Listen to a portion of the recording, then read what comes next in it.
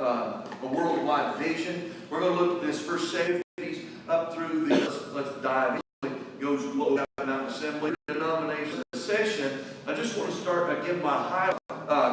14 ordained. He's the only assembly treasurer for 2 years, member of the board of 12, 3 tabernacles, and preached at the General Assembly at least 29 times. And so, Clayton Lawson is certainly, let's also, 5 and 1931, and Esther, a life together in Christian service. Iron Kentucky Church shortly after that. 4 years later, he served as the pastor of the Stanfield, Kentucky Church. And in 1947, the Moses family moved to Monroe, Michigan. And there he served as pastor of the church in Monroe for 13 years. He came back in 1960, came back to Jellicoe and served as general overseer. And after his tenure of office as general overseer, he pastored the church in Williamsburg, Kentucky. And he was pastoring there when he died on March 29, 1979. He's, in addition to serving 12 years as general overseer, he was assistant secretary and treasurer, was on the board of elders for 31 years, and 26 times he preached at the General Assembly.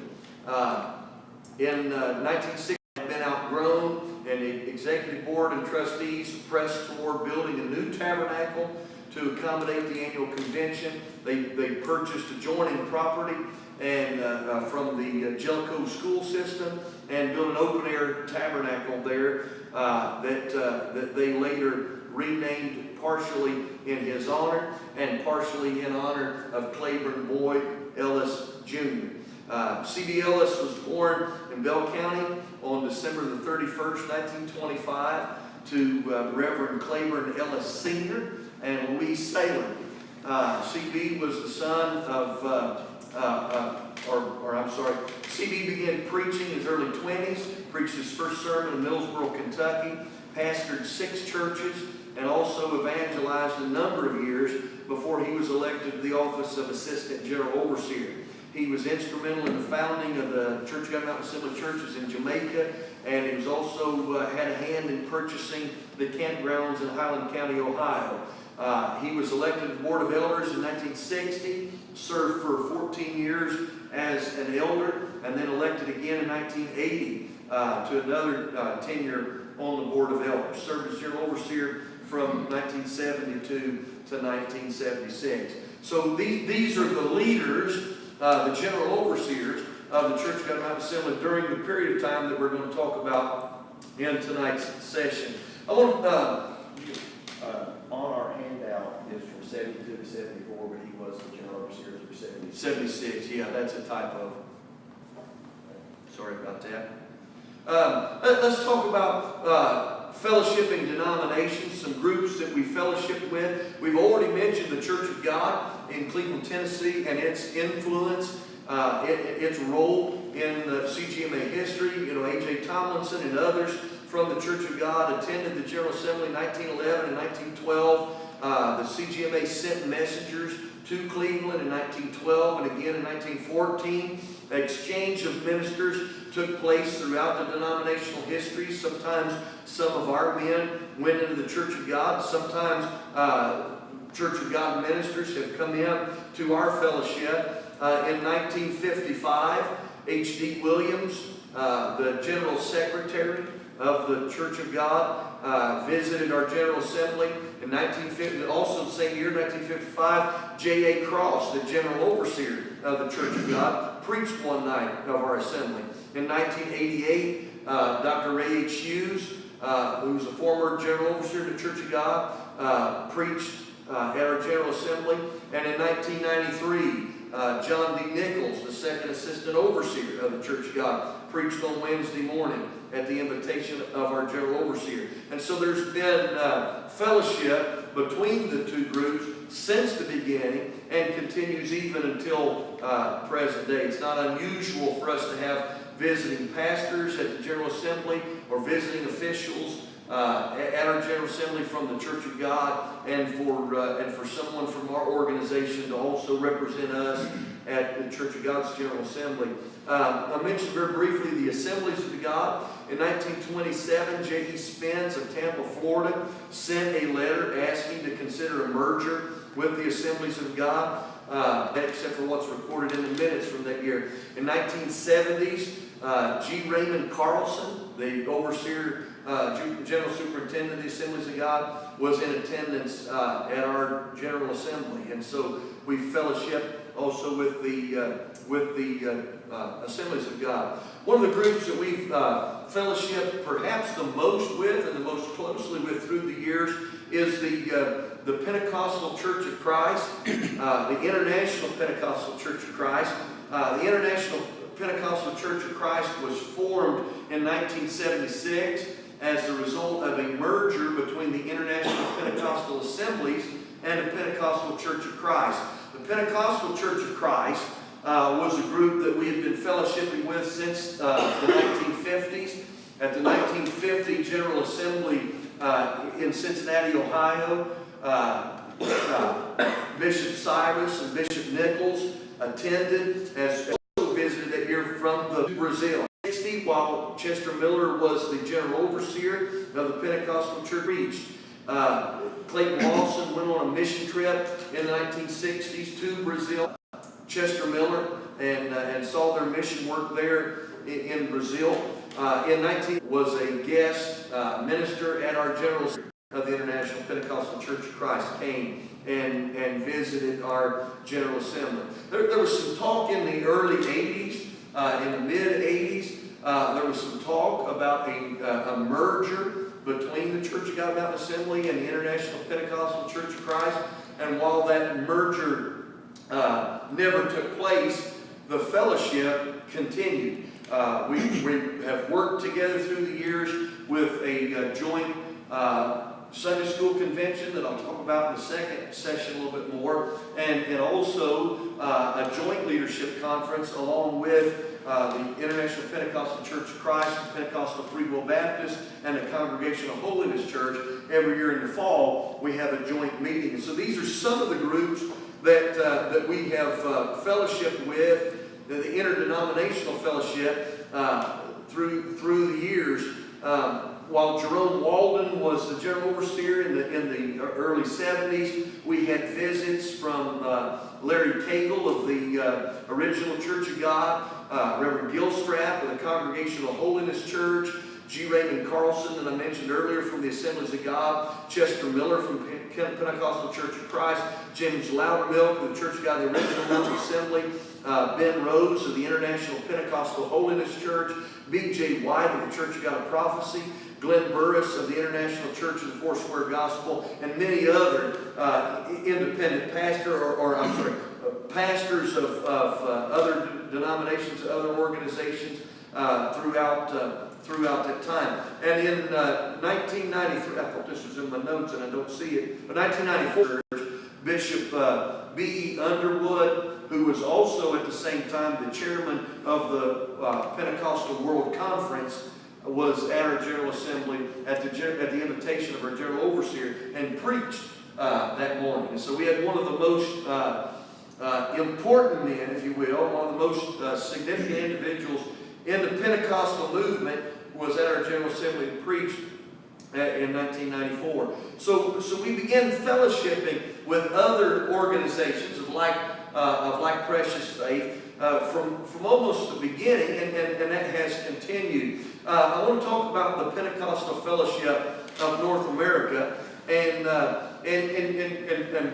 but before I do, I want to mention the Pentecostal World Fellowship, or the Pentecostal World Conference, as it's sometimes called. It was founded in 1947 in Zurich, Switzerland, by Swiss pastor Leonard Steiner and also David Duplessis. You might remember that name from session number 2. David Duplessis was Pentecostal who was especially interested in ecumenical work. He was involved with the World Council of Churches and really helped to elevate Pentecostals to the status of many of the other mainline denominations. And so together they founded a conference, a convention that would take place, and it meets generally every 3 years. Sometimes it's been 2, sometimes it's been 4, but it meets generally every 3 years at a major city around the world, bringing Pentecostal churches and Pentecostal organizations together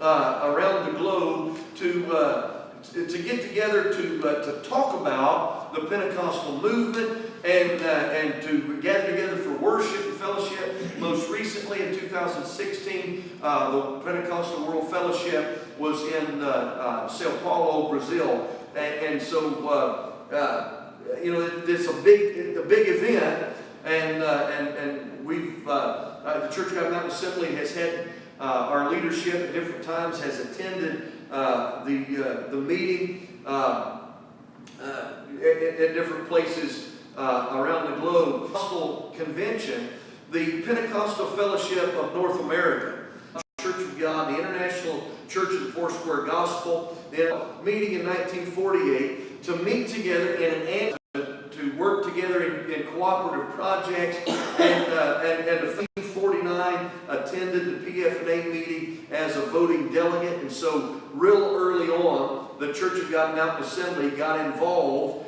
with other Pentecostal groups on an organized level. And so after that, the Mountain Assembly was not at the first meeting, but we were at the second meeting. Our General Overseer Luther Gibson.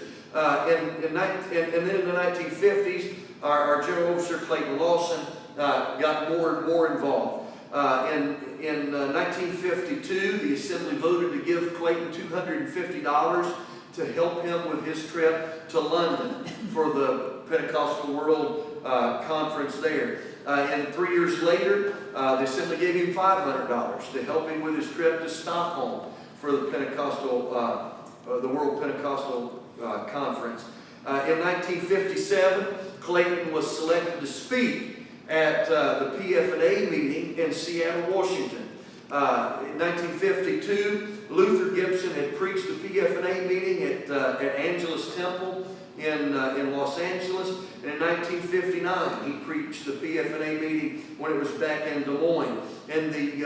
In the 1950s, Clayton served on the executive board or the executive committee as general overseer of the PFNA. And in 1960, Ira Moses took his place when he was elected general overseer. And before his tenure was up, he had served a term as the secretary and treasurer of the PFNA. In 1965, Jerome Walden preached the PFNA meeting in Dayton, Ohio. And so you can see that the Church of God Mountain Assembly was involved almost from the very beginning and has continued to stay involved with the PFNA. Now, the PFNA officially went out of business in 1994, had a transition.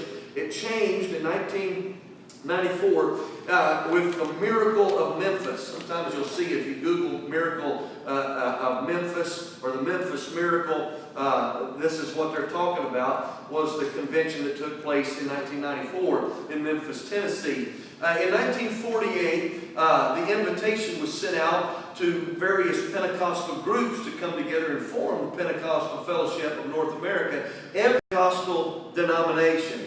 And so so in 1994,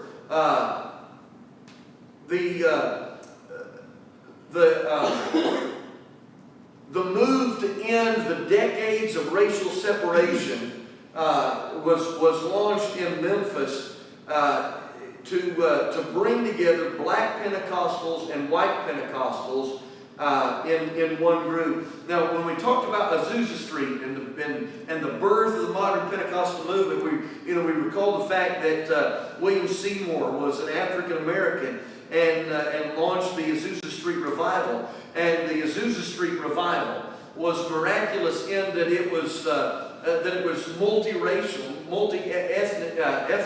That there were Hispanics and there were blacks and there were whites, people coming from all over the place.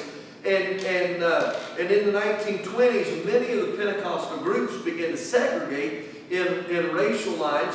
And if you remember, we talked about the Church of God in Christ forming, C.H. Mason coming out from the Assemblies of God and forming what was almost an exclusively black Pentecostal denomination. And so for years, black and white Pentecostals fellowship separately.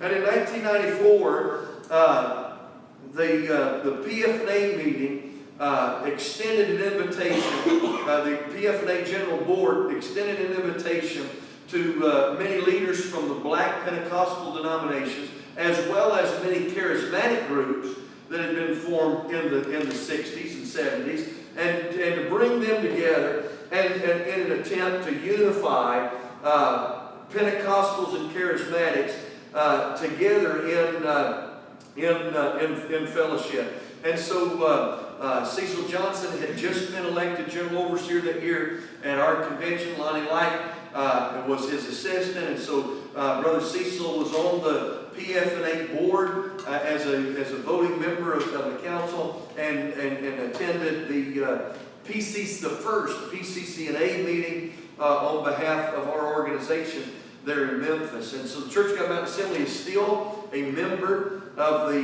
member denomination of the Pentecostal Charismatic Churches of North America. Let's talk about other ways in which the Church of God Mountain Assembly called a worldwide vision. We'll talk about the interdenominational fellowship that existed, and so let's talk about the birth of the Public Relations Department. And the Public Relations Director was an office that was created in the General Assembly in 1969. Now, let me provide just a little bit of background.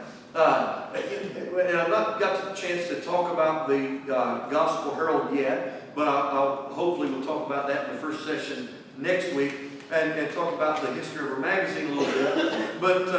But as a precursor to that discussion, in 1967, after 25 years of having the Gospel Herald, and the Gospel Herald being published by the General Secretary and Treasurer, the Church of God Mountain Assembly recognized that that's a big task, especially as the Assembly finances begin to grow and the Assembly, the number of churches multiplied, and we were beginning to launch out into a foreign mission work. The Church of God Mountain Assembly recognized this is a big task for one man to handle the finances of the Assembly, and also try to, on a monthly basis, keep up with publishing a magazine on a regular basis. And so in 1967, the Assistant General Secretary and Treasurer, who up to that time had very little duties other than to assist the General Secretary and Treasurer during the week of the convention, and maybe a few other times during the year to help him with some projects if he was geographically close enough to be of any assistance.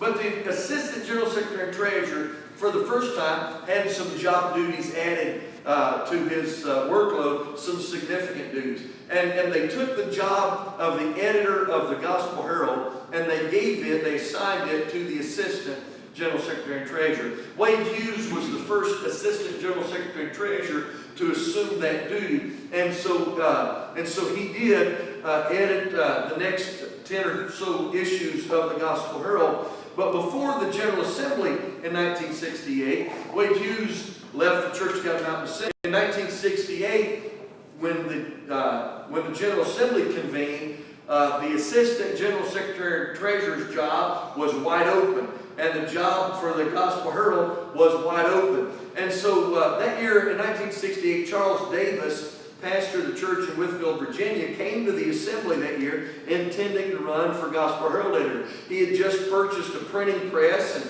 he determined that it would be in the best interest of the assembly if we could print our magazine in-house, and it would help to undercut some of the costs that were associated with the printing. And so he did run for Gospel Herald editor, but he didn't get elected. And so undeterred by the loss, he came to the assembly the following year with a resolution to create the office of Public Relations Director. And so if you don't get one job, create a job, right? And so in 1969, the General Assembly passed a resolution saying we shall have a public relations director who shall be elected by the general council for a period of 2 years. His duties shall be to to promote the assembly and its local churches through all means possible. He shall maintain a file of photographs of the churches and ministers and other information of each church and minister, and shall furnish this information and photographs at their request. By virtue of his office, he shall serve as chairman of the publicity committee. He shall serve on a non-paying basis, but shall be allowed his actual expenses from the tithe fund. And so Charles Davis submitted a resolution to create the preserve in that capacity. Again, the purpose of the public relations director was to promote the Church of God Mountain Assembly, its churches and its ministers, to promote it through any means possible. He's in charge of publicity for the assembly to get the word out. The task is to make the Church of God Mountain Assembly, again, a worldwide movement, to get the word out. People know about the Church of God Mountain Assembly. In 1970, Jerome Walden was elected to serve as public relations director. Jerome was pastoring the church in Cleveland, Ohio, and he served in that capacity for 4 years. In 1974, Bobby Wilson, the pastor of the Jellicoe Church, was elected to serve in this capacity. During this time, the General Assembly began to broadcast its services on the local radio station, on WJJT, and so began to promote the assembly and get the word out there. In 1978, Leon Petrie was elected as the public relations director. Brother Petrie was pastoring the church in Cincinnati, Ohio, and he served in that capacity for 4 years. In 1982, James Earl Pruitt served as public relations director. Two things happened during Brother Pruitt's tenure. Number one, let me back up. Not Brother Pruitt. In 1981, the public relations director and the mission director got together, and they said the radio's not good enough. Let's start promoting the assembly on television. And so in 1981, the mission night service was filmed, and so from the worldwide and broadcasting all. In 1983, adopted the package for the General Assembly. Now, elected by the General Assembly, was required to give a report for their work done for the previous year. He would get up and give his report, talk about the things that he'd done. He might have had something from 1967, the Assembly voted to require each of the general officials to prepare a written report in mimeograph form and to furnish each delegate with a copy at the beginning of the General Assembly. And so so when the delegate or when the general officials would get up to give their report, they would have a printed copy and would pass it out, distributed among the delegates so that they could, as the Public Relations General Assembly, printing them together and then publishing them in a booklet. So those that go to the assembly now that take for granted when you get the packet that all the reports are going to be in there bound together nicely and neatly and with a table of contents, and you can find everything by page numbers. Have Brother Pruitt as the Public Relations Director, along with the rest of the Executive Board, to thank for that convenience. In sometime around 1970, almost early on, visiting about that just a minute. The Office of Public Relations Director, he served in that capacity for 2 years. In 1986, Leon Petrie was elected to another tenure. He served in that capacity for the next 20 years as Public Relations Director. In 2006, David Cornelius, pastor of the church in Kokomo, Indiana. William Scott Isham, our pastor in Temperance, Michigan, was elected and continues to serve in that capacity. Through the years, the job of the Public Relations Director has changed. There's been modified from originally. I mentioned just a moment ago, almost immediately, almost early on, the Public Relations Director was responsible for recognizing guest ministers and responsible for representing the Church of God Mountain Assembly in other places. Now, granted, if the general overseer is able to go to somewhere, then he generally can go and represent the assembly for himself. Sometimes what happens is with the denominations and the Pentecostal groups, sometimes their conventions are taking place at the same time. It's impossible for the general overseer, for example, to be, in one part of the country for a convention of the Assemblies of God, perhaps, and also be somewhere else representing us at the convention of the Church of God. And so the public relations director oftentimes would go on behalf of the Church of God Mountain Assembly, representing the assembly in that capacity. One of the things that we note about everything, right, is everyone who has served the Church of God Mountain Assembly as public relations director has represented the assembly well in appearance. Men of prestige, men that represent us well, that look nice, men who are not afraid to speak in public, men who are eloquent of speech, know how to address a congregation, know how to address a crowd, men that have really represented the organization. When you send somebody to represent you, you want somebody to represent you very well. And I think the Church of God Mountain Assembly has done a good job of years of progress to the promotion of the assembly, assuming the duty of promoting the assembly in social media and on the internet, and from the days of the printing press. I bought a printing press. I can print some stuff to promote us, to the days of the internet and social. But this is one of the ways in which the Church of God Mountain Assembly, celebrating our 50th anniversary. We'll talk a little bit about the history of the CGMA into all the world. And we'll start by mentioning Chester Miller's visit to the assembly in 1950. Chester Miller had been a missionary in Brazil for the Pentecostal Church of Christ. Chester spoke Portuguese like a native. He was a natural in that area and really accomplished a lot for his denomination in the nation of Brazil. Clayton Lawson, I mentioned, went on a mission trip with Miller to Brazil. And so in 1950, we got acquainted for the first time with foreign missions work through the Pentecostal Church of Christ.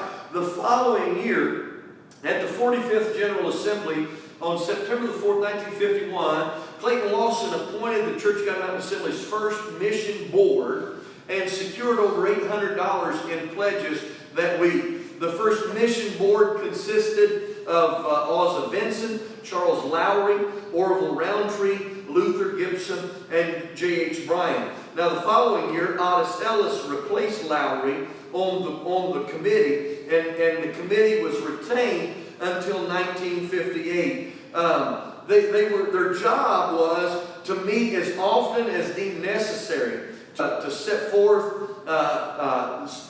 the fourth Sunday's offering aside for the mission fund, and ministers were asked to send $1 a month. Over $1,000 was received by the local churches for missions.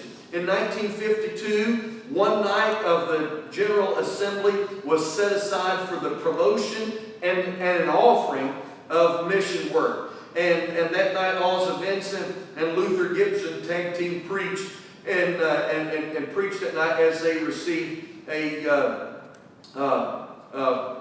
offering for as a position that only lasted 1 year. They were replaced the following year with a general missions director who was the chairman of the missions board. And the idea behind the state missions director was they would look for places to start local churches within their area, within their state. They had a standing policy. It was not a written policy anywhere in their bylaws or resolutions, but there was a standing policy. There was an idea that if a person wanted to start a church within a particular place, he could appeal to the state mission board, and then later the general mission board. He could appeal to them about starting a church, and that the assembly would support him with 3 months rent on a building. And so you got 3 months. We'll rent a building for you for 3 months and see what comes of it. And so again, it wasn't anything that was etched in stone. It wasn't anything that was in our bylaws. But there was a kind of a standing, working arrangement that the assembly, out of that mission fund, would help anybody that wanted to start a church with the first 3 months' rent in launching a church. And so in 1955, the state mission directors were dropped, and the general mission board was created, and a general missions director as the chairman of that board. Luther Gibson was the first general missions director to serve in that capacity. In 1957, the first genuine mission service was held during the General Assembly. And I mentioned that 5 years earlier they had designated one of the nights to be specifically for the offering to go toward missions. There doesn't appear to be a whole lot of other stuff taking place during the service that was mission related. But in 1957, the church service, the theme was revolving around missions. Luther Gibson preached that night about Jesus Christ, the sure cure of the world's ills. And then Clayton Lawson followed it up and spoke about the fire as a symbol of power, and that we needed to keep the fire burning. In 1966, James Earl Pruitt was elected by the General Council to serve in the office of Assistant General Overseer. Now, up until, for the last 8 years, since 1958, the Assistant General Overseer had been a full-time position. We were paying somebody, I think originally it was $90 a week, if you'll recall from a previous lecture, but we were paying somebody a full-time salary, and to be the assistant duties, except to look after the general interest of all the churches as directed by the general overseer. And so he was just kind of a figurehead and collecting a salary. Now, James Earl Pruitt found this lack of direction especially frustrating. Brother Pruitt was not one of those that just sit around and do nothing. He was not the kind of person to just have a title or to be a figurehead. He certainly was not interested in just collecting a salary without earning it. And so he went and talked to Brother Moses, who was the general overseer at the time, expressing his frustration. He was so frustrated in having this position with nothing to do, with no job to do, with collecting a salary. He was so frustrated with it that he talked to Brother Moses about resigning. He's just going to resign as the assistant general overseer. Brother Moses encouraged him, no, you need to stay put. If you quit, you'll be branded a quitter. They'll call you a quitter from here on out. Just, don't rock the boat. Just stay put. And so while Brother Pruitt was contemplating his frustration, another opportunity presented itself. A man with a burden for missions. In the summer of 1965, at the Fullerton Avenue Church of God Mountain Assembly in Chicago, Illinois, Pastor James Walden made the acquaintance of Ronald Amos. Ronald and his wife Mavis had recently immigrated to the United States from England, and their background had been in the Nazarene Church. But they came to the Fullerton Avenue Church where Pastor Walden was pastoring, and there they received the baptism of the Holy Ghost with the evidence of speaking in other tongues. Shortly after they started attending Fullerton Avenue, Ron Amos began to talk to Pastor Walden about the burden that he had for mission work. He felt interested, he felt called of God to do foreign mission work. And specifically, he just had a burden to go to Brazil, to take the gospel and to preach and launch a work in Brazil. And so Pastor Walden introduced Ron Amos to the 61st General Assembly during the Thursday morning business session on August the 10th, 1967. And so the opportunity to, having someone who was making himself available for foreign mission work, at the same time that our assistant general overseer was frustrated with nothing to do, seemed like the perfect opportunity to get the two of them together. And so that year at the General Assembly, and of course at that time resolutions could be presented to the General Assembly during the General Assembly. There was no requirement to send it ahead of time or anything like that. And so that year, the General Council amended its organizational bylaws, and the Assistant General Overseer became the chairman of the Mission Board, and he would now direct world evangelism.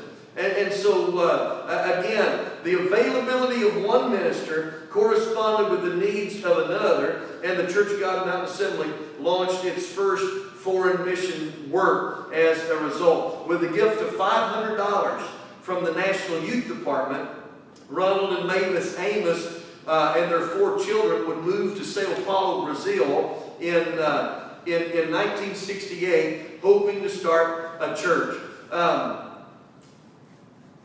And so let's move forward, and we'll talk about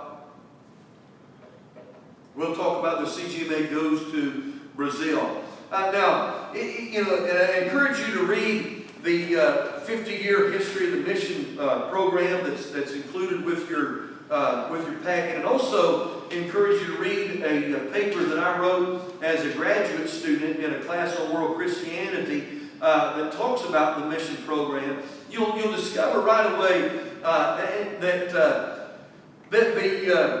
the challenge that was in front of the Amoses was large. One of them was they were in a foreign country with 4 small children. And so adequately providing for 4 small children with limited medical abilities, with limited medical treatment available, medical facilities available with 4 small children, was a burden that was created right away. Obviously, there was the problem of finance.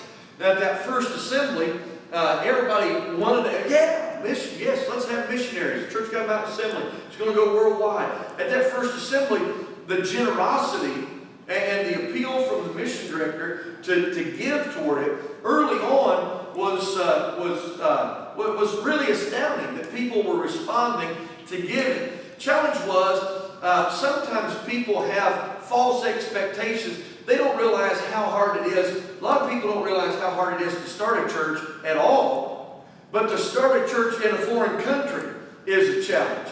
And so by the next assembly, when there was no church yet in Brazil, people began to get discouraged and frustrated. And what are we giving toward? And I mentioned James Earl Pruitt, mission director from 1967 until 1970. Brother Pruitt had served in that capacity for 4 years as the assistant general overseer, 3 years as mission director. And in 1970, Claiborne Boyd Ellis Jr. was elected to the office of assistant general overseer and mission director, serving along with Brother Ira Moses. In the same year that Amos moved to Brazil, evangelist Walter Vaughn of Rockledge, Florida, preached several months in a crusade in the Bahamas. Now, Vaughn planned to spend the fall of 1968 in Jamaica, and Brother Pruitt was soliciting financial support for him from the CGMA churches to assist him, hoping that maybe we could launch something in the Bahamas, something in Jamaica, something in the Caribbean, in the West Indies. In 1970, Brother Pruitt had assumed the pastorate of the church in the Mulberry CGMA in Milford, Ohio, and so C.B. Ellis became the mission director. Now, through Brother Ellis's travels, he had met Jack Cates at a conference later that year, and Cates had presented to C.B. Ellis some contacts that he had. An open door, the possibility of an open door of work in Jamaica. Cates had been to Jamaica and knew some established indigenous churches that were there, some ministers there, specifically a man by the name of Elder Blair. And Elder Blair was in King Las Jamaica, and so Brother Ellis came to know Brother Blair, and together they brought the Blairs and their churches in Kinloss and in the surrounding area. Brother Blair's sons, Ainsley and Neff and Harold and Delbert, they had been affiliated with the New Testament Church of God in Jamaica.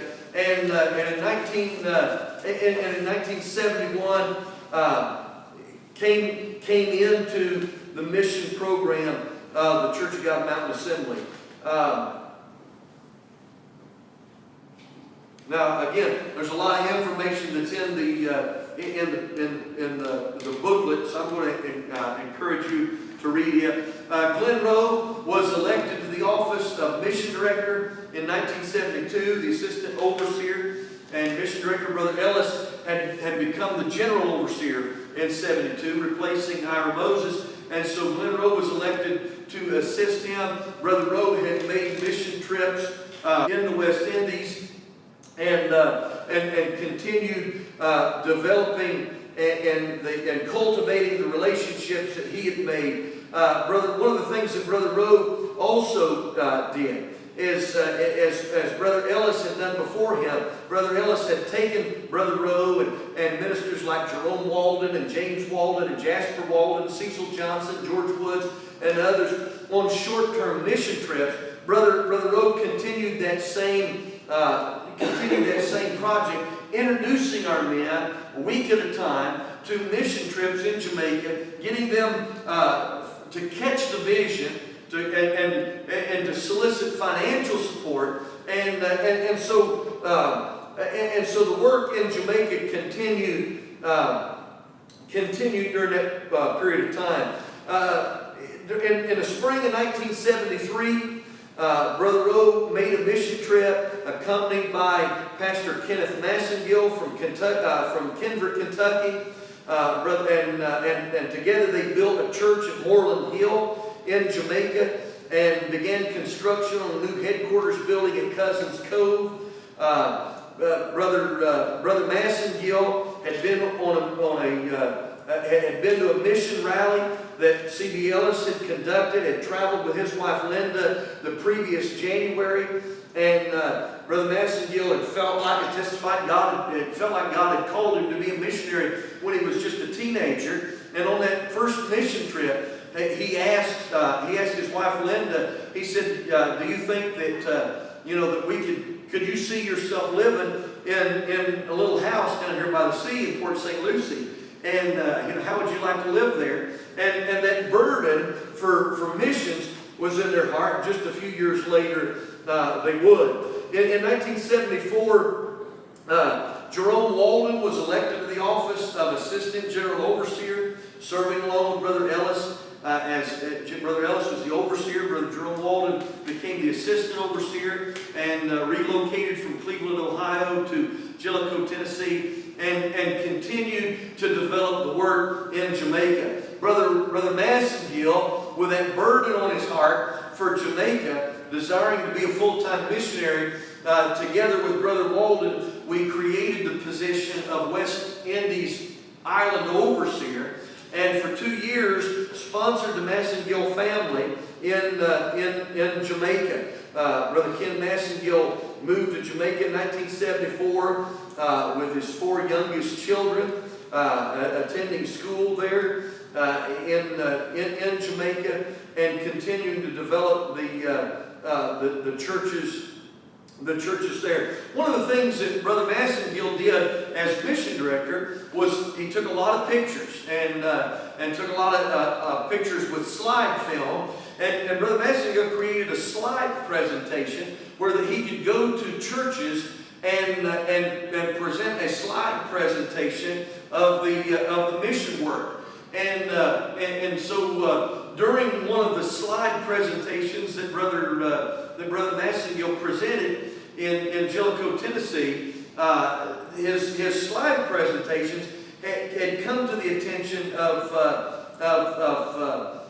Janie Hackler, young lady in the church in Jellicoe, and also in a slide presentation in Lake City, Tennessee, where Roger Powell was the pastor. Laura Taylor was also inspired and felt the call of God to go and to work in the mission field. Brother Massengill instructed Sister Taylor that her best chance of doing mission work in Jamaica would be as an educator, as a teacher, or in the medical profession.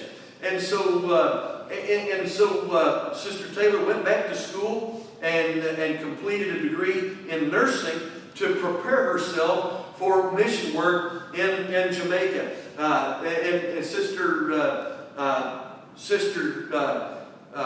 Janie Hagler, in the same way, was working a job for the state of Tennessee, working in social work, and she would prepare herself to go and teach English in the nation of Haiti. 1980, James L. Cox Jr. became the mission director, and at a mission board meeting at the General Assembly that week, the Sister Taylor and Sister Hagler were officially commissioned to do missions work in Jamaica and in Haiti. And so Sister Taylor would move to Jamaica in January, doing missions work for the Church of God Mountain Assembly there in Jamaica.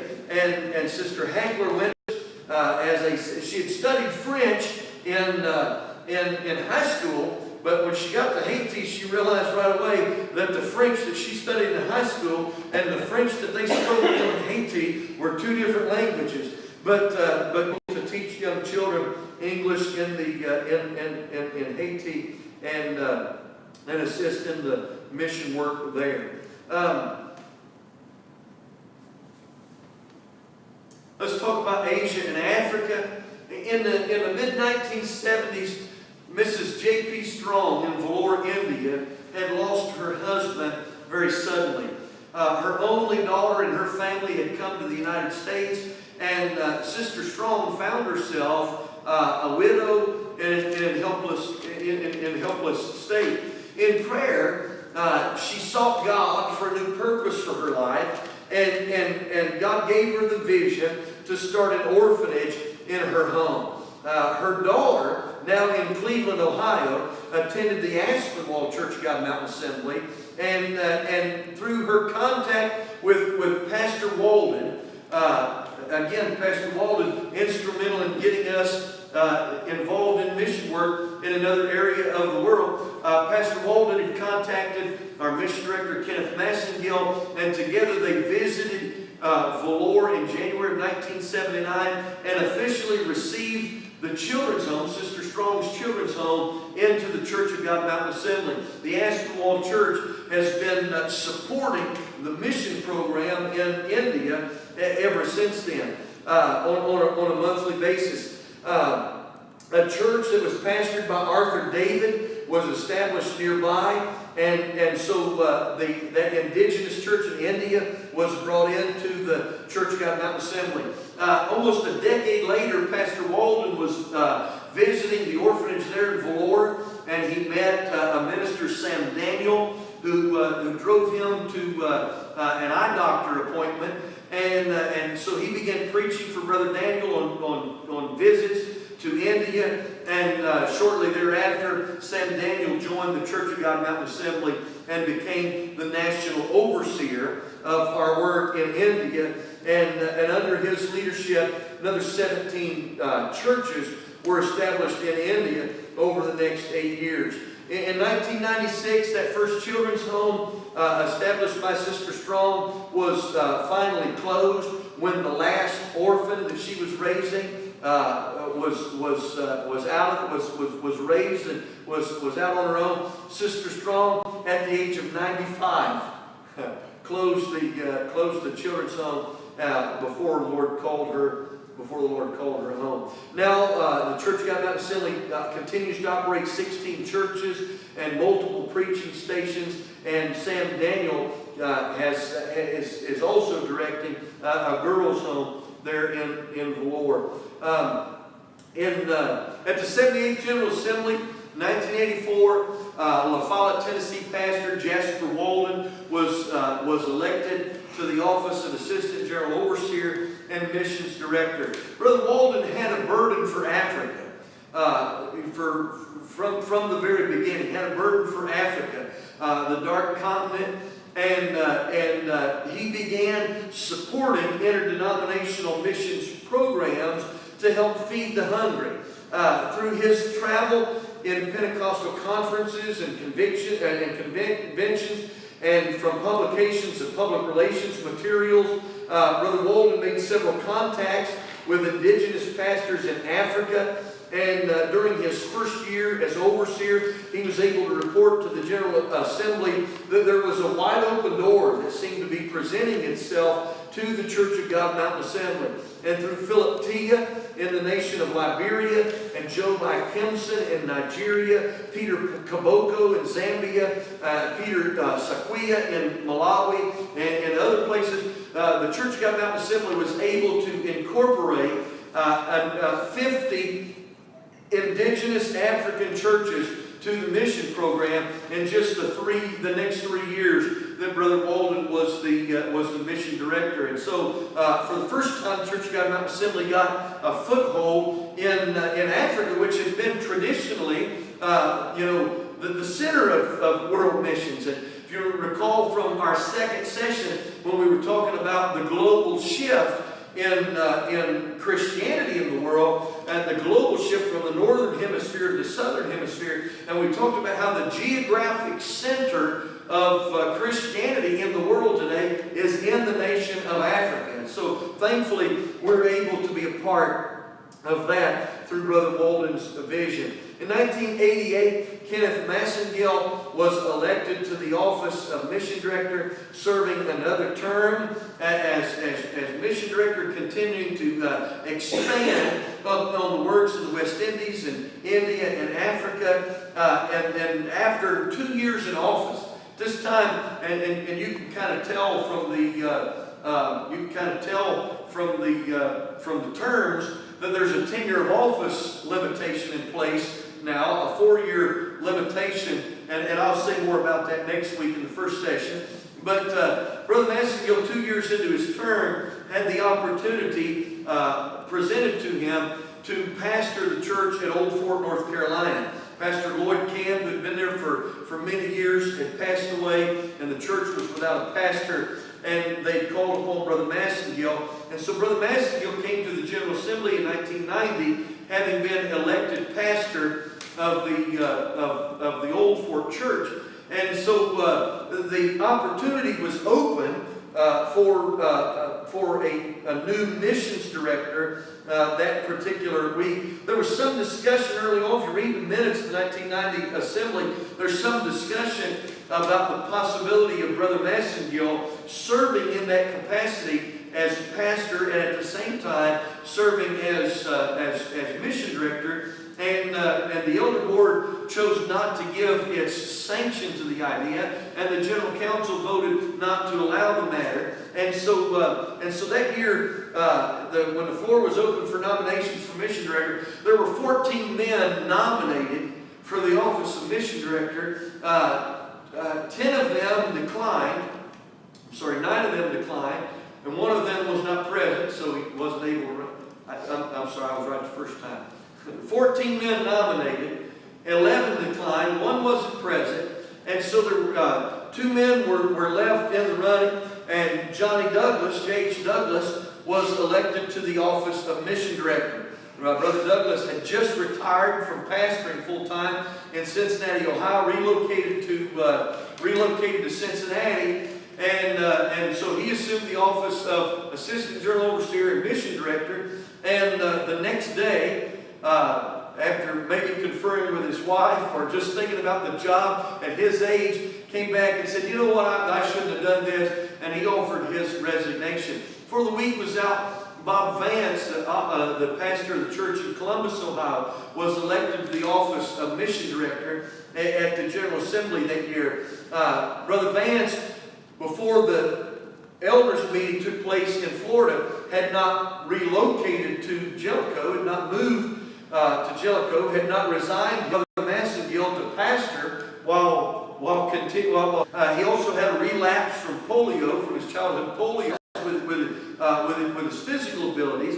And so Brother Vance resigned as mission director in February 1991. And so from 1991, from February until the next assembly, Brother Jasper Walden, as the general overseer, assumed the duties of the mission director until the assembly could meet in August. And at that assembly in 1991, Reverend Cecil Johnson, the pastor of the church in Fondy, Kentucky, was elected to the office of foreign mission director and assistant general overseer.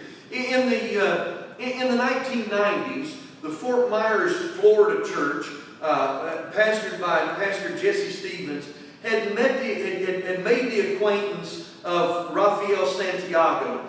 Brother Santiago had pastored in his native Puerto Rico for many years before relocating to South Florida and preaching and pastoring in Spanish-speaking congregations in Florida. Brother Santiago became a valuable resource for the Church of God Mountain Assembly as an interpreter and as a liaison for Hispanic works.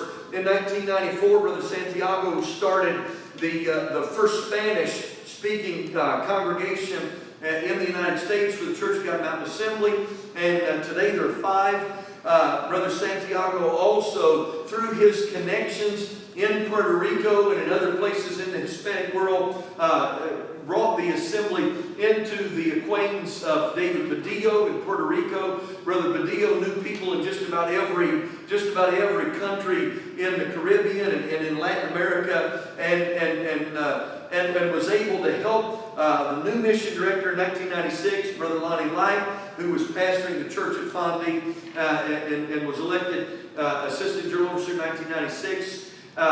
He was able to connect Brother Light to indigenous churches that were looking for the umbrella of an organization and the financial support that the assembly could give. And so really began to open up the door into Latin America. In 2000, the pastor of the church in Fondy, Kentucky, Reverend James Cox, was elected to another tenure. He'd been the mission director in 1980, and now 20 years later was being elected to another term. And during this time, God continued to open up doors in Spanish-speaking churches in the Philippines and in other places in Mexico and so that by the time Brother Cox left office in 2004, Church of God Mountain Assembly had works in Honduras, Dominican Republic, Guatemala, El Salvador, Nicaragua, Costa Rica, and Venezuela, Mexico, and the Philippines. And so Latin America was ripe. The field was ripe and ready to harvest.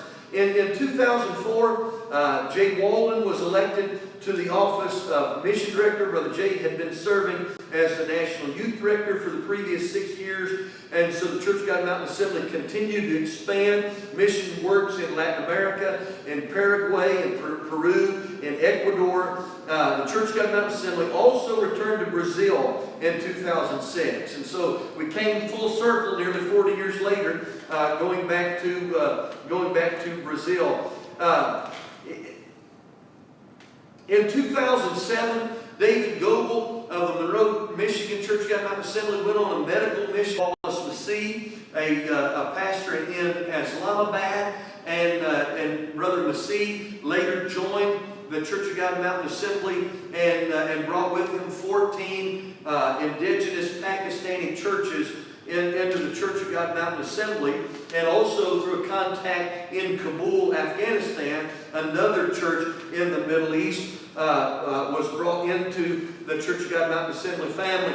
In 2011, under the threat of violence toward his family, Massey immigrated to the United States, now sponsored by the Mount Orab Church in Mount Orab, Ohio, and he continues to travel and raise support, awareness, and financial support for the 27 churches that we have in Pakistan. In 2010, Brother Light was elected again to another term of office as the Assistant General overseer and mission director, served in that capacity for 4 years, and at that time, the Broomfield, Ohio pastor, Pastor James Walden Jr. II, was elected to the office of Assistant General Overseer and Mission Director, and he continues to serve in that capacity at the present time.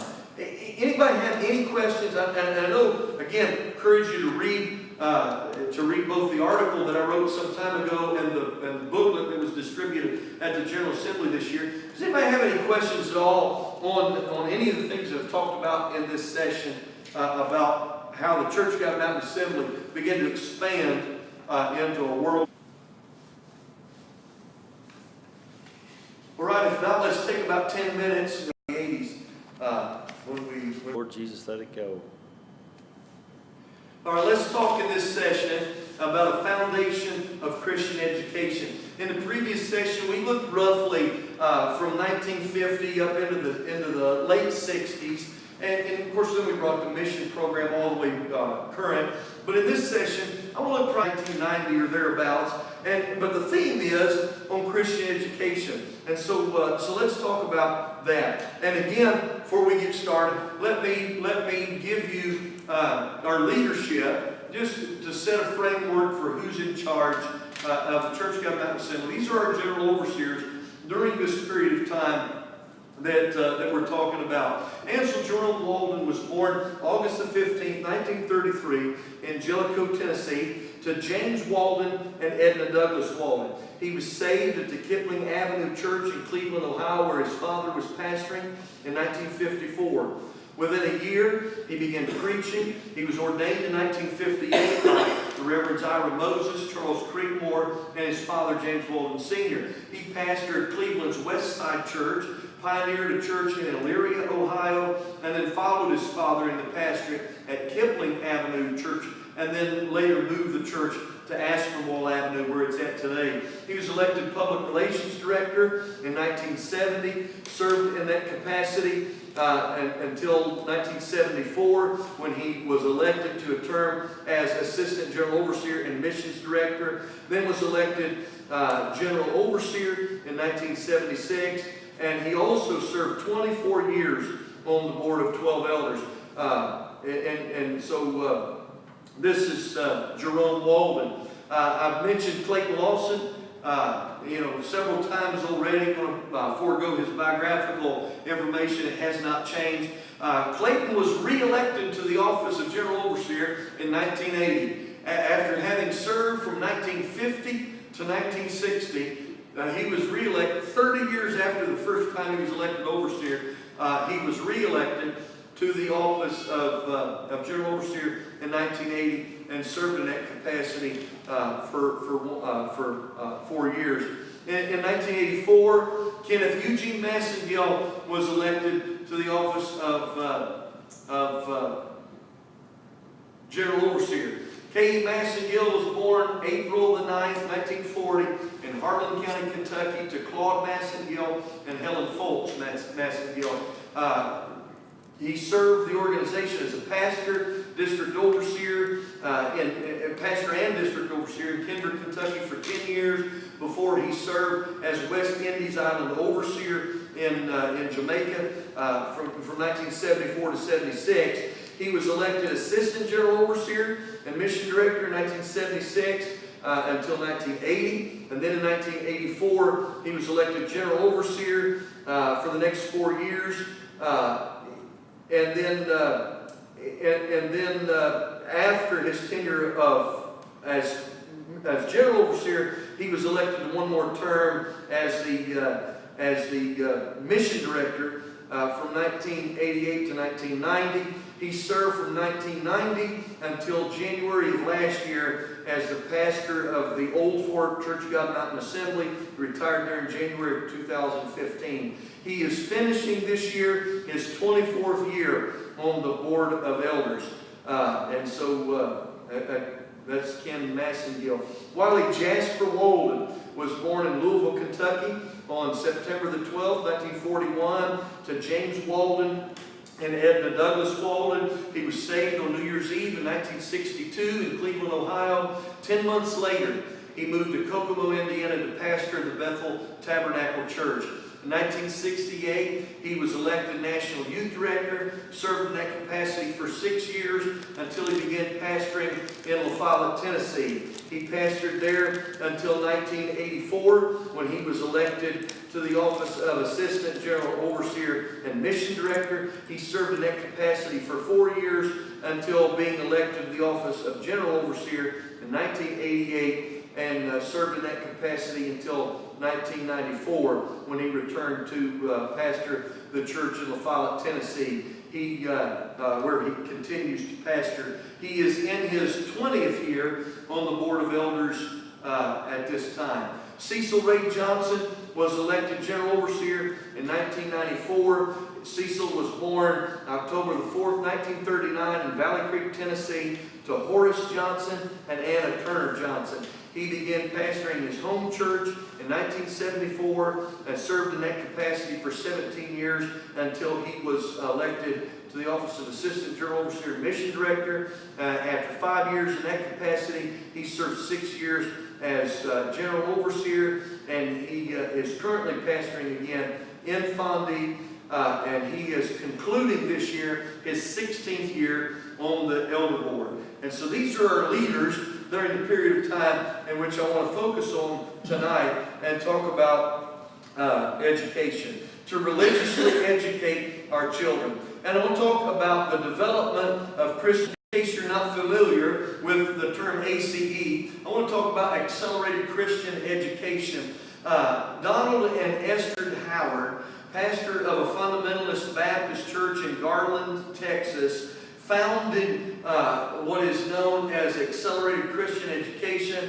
or sometimes called the School of Tomorrow, in Garland, Texas in 1970. The ministry began solely upon God's leading to meet the need for an individualized, biblically based education for children. Their desire was to assist pastors and school staff in the Lord's command to bring up children. Deuteronomy 6 and 7, teach them diligently unto thy children's children, and talk about them when thou sittest in thine house, when thou walkest in the way, when thou liest down, and when thou risest up. Mr. and Mrs. Howard started the first learning center in their home, but in just 1 year they had 5 schools joining their staff training. By 1974, more than 500 schools across the United States had implemented the program, the curriculum that they developed.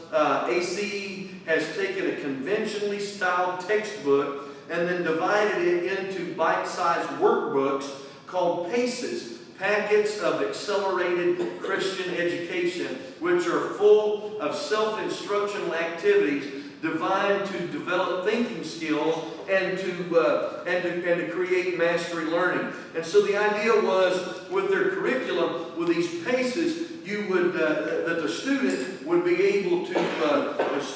able to learn on their own, read what they needed to learn, then do the activities that were in the booklets, and then at the end of each booklet there was a test that they would take that had to be satisfactory pass before they went on to the next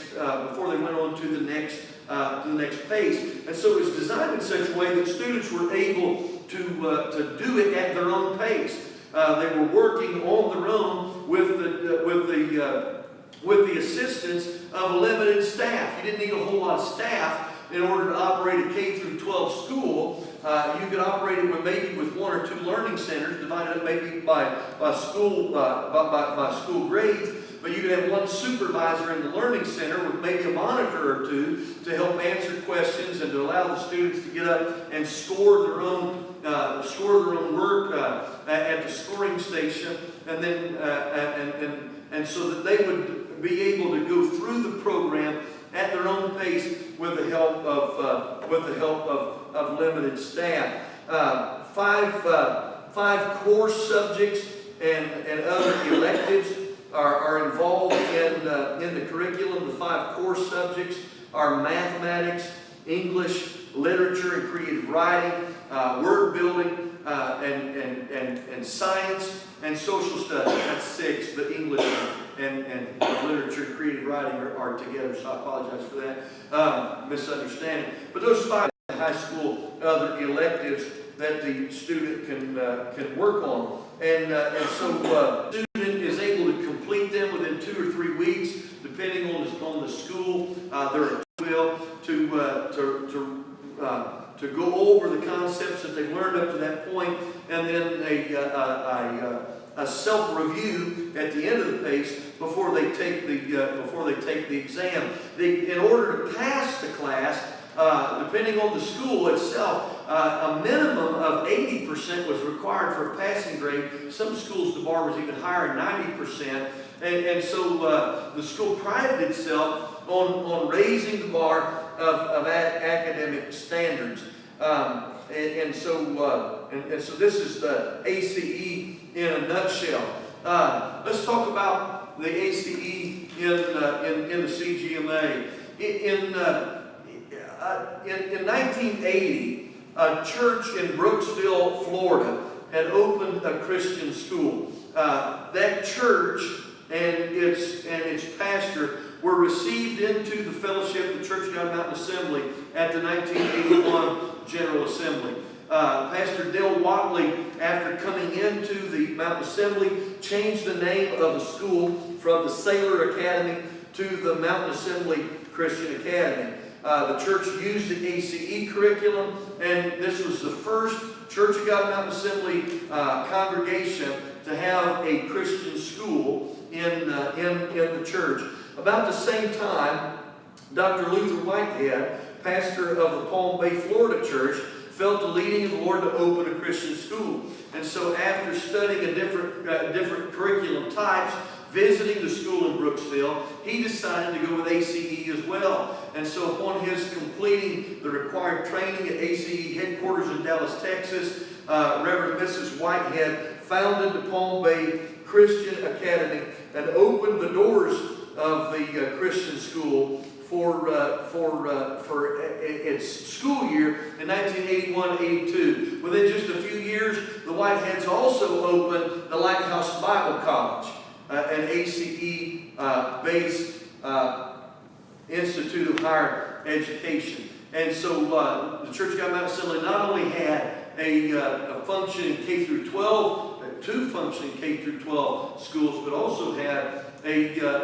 Bible college, if you will, available for the members and their families in Palm Bay, Florida. In January of 1981, Mission Director Jim Cox took a mission trip to Jamaica and Haiti. Accompanying him on this trip were Reverends A.G. and Roy Paget in Florida. Before they flew to the West Indies, they visited the school in Brooksville. Reverend A.G. Paget was pastoring the church in Muncie, Indiana. He had already begun to feel the Lord impress upon him the need for Christian education. His daughter Alicia had come home from school talking about some of the things that she had learned that weren't in the curriculum, I suppose, and talking about the way that she was treated at school. And so Brother Paget was looking for something an alternative for his own children. After having visited the school in Brooksville,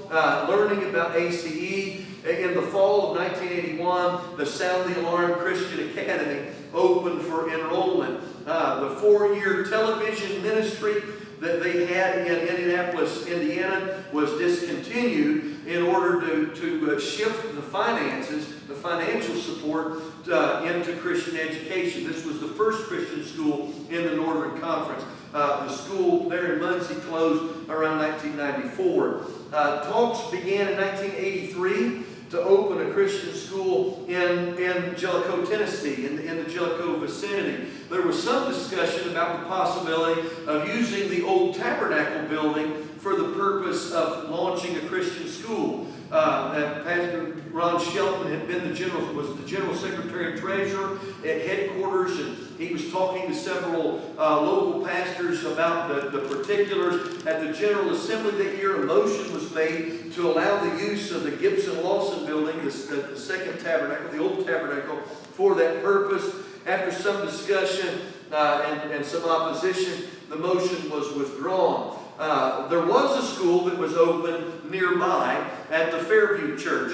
Pastor James Ulrich was the pastor with the help of the Newcomb Church and some other churches in the area. The school was open. Reverend Bruce Dixon was the first supervisor of the school there. Funds were raised in order to help finance the school from neighboring churches. One of the churches that got involved in helping to support it financially was the church at Fondy. Pastor Cecil Johnson soon caught the vision, and he established the Fondy Christian Academy in 1984. Reverend James Cox, who had been serving as the Assistant General Overseer, whose term of office was coming to an end, he was instrumental in helping establish the first Christian school there in Fondy. And the school continues to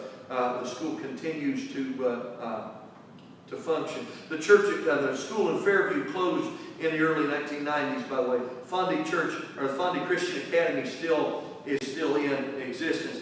Not long after helping bring the Brooksville Church into the organization, Dale Watley and his family moved to Kokomo, Indiana. With some help from Brother Watley, Pastor Ray Freeman of the East Side Church of God in Kokomo founded Christian Heritage Academy there in 1985, and the school was don't have it in my notes. I asked and got the information and then didn't put it in my notes. The school was closed there sometime in the recent past locally, but Christian Heritage International continues to operate for homeschool students and also in the mission work in Belize that they're involved with. Another Christian school opened in the city of Cleveland in 1986. The Aspinwall Church had operated a daycare in the inner city of Cleveland since 1967. And now, about 12 years later, they were opening high school seniors.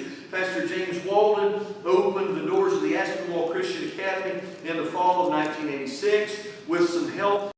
While she was in Haiti, she met Richard Donnelly, who was in Haiti, when they restart the Aspinwall year after July 1988, but it closed its doors for Pastor Tim Barty in 2006. And the church got about 16 schools within the organization. And What is the all of them, the church, every church of generational of the children of their own, there's an ebb to it also. Their church is such that ministry in our society, private institution, makes a significant role. Revelo, there's been that, the vision pastor in head, maybe, the size it can affect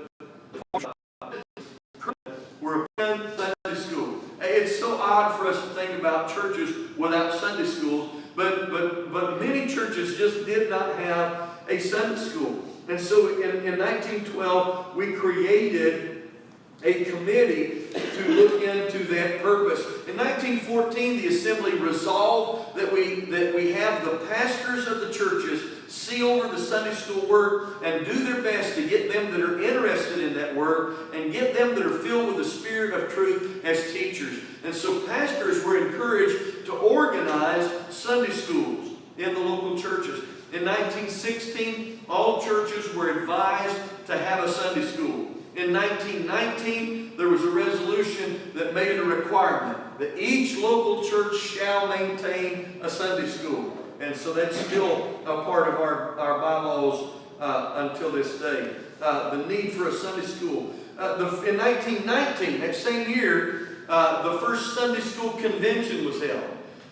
There was a motion made that we adopt the resolutions on Sunday school offered by the Church of the Lower Elk Valley. The Jellicoe Church submitted a resolution on Sunday schools. Said, we, the Church of God, Sunday School at Lower Elk Valley, will offer our service to establish or organize Sunday schools in the bounds of the assembly where there is no Sunday school and where people want a Sunday school and want us to help them in the good work. As we feel the need of teaching and training the people, both men and women and children, to know the Scriptures as they are written in the Bible and to teach and bring up children in the Sunday school as God would have them to be taught, that they may withstand the cunning craftiness of Satan. There's that kind of phraseology that you fell in love with, Colton, right? Amen. The cunning craftiness of Satan. Be it resolved that we ask the assembly to consider the work of the Sunday school in its order of business, to the end that we may become established throughout the boundary of the Church of God. Be it resolved that we ask the Sunday schools to meet in conventions as much as twice a year, that we ask the cooperation of the churches, and that the assembly impress upon the delegates from the churches to teach and advocate Sunday school work, this done by order of the Sunday school when in session. And so the first Sunday school convention was to be held at the Jellicoe Church, Lower Upcott Church, in May 1920. And the idea was that those who had organized the Sunday school in Jellicoe, they would be willing to go to wherever, any churches within the assembly, and help them set up and establish a Sunday school. To draft teachers, to teach them what to do, how to conduct a Sunday school of the church. On the progress of their Sunday school program, Jellicoe Church, they averaged 129 in Sunday school. They said they typically would open with singing classes. A good many read scripture from memory, and then each class has a penny march for the purpose of getting up money to give the school a treat at Christmas time. They raised money in the penny march. They raised money for Christmas trees, and so Gilbert Weaver was the Sunday school superintendent of the Jellicoe Church, and it continued through the years to be one of our strong Sunday schools. The following year, the Saxton Church reported averaging 27. Fondy Church reported averaging 64. Jellicoe was averaging 135 in Sunday school. In 1927, the Emlyn Church, Elk Valley, Saxton, Little Wolf Creek, Shelburne Church, Fondy, Jellicoe, and Aegis churches were reporting averaging, having Sunday schools. 1928, there were 15. 1929, 16. 1930, 19 churches were reported as having Sunday schools. There was a committee that was established that year to go and see about the churches that don't have a Sunday school. We still have a handful of churches that weren't having Sunday school, and bring back a report to the elders why they weren't having Sunday school. And so J.M. Laws, George Kidd, and Gilbert Weaver were appointed to that end. The emphasis on Sunday schools. In 1931, state Sunday school superintendents formed a committee. Each state had a Sunday school superintendent. Together they made up a national Sunday school committee that was established that year to look after the work of the Sunday school in their state. Now the following year it was modified, changed around, said instead they appointed as many as two. They appointed, a state.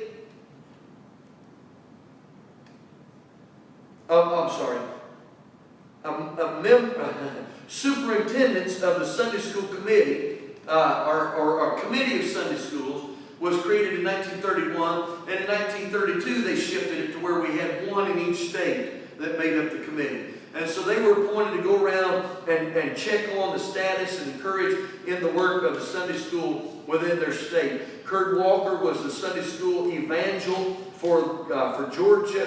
Felder Miracles and May Johnson for the state of Kentucky.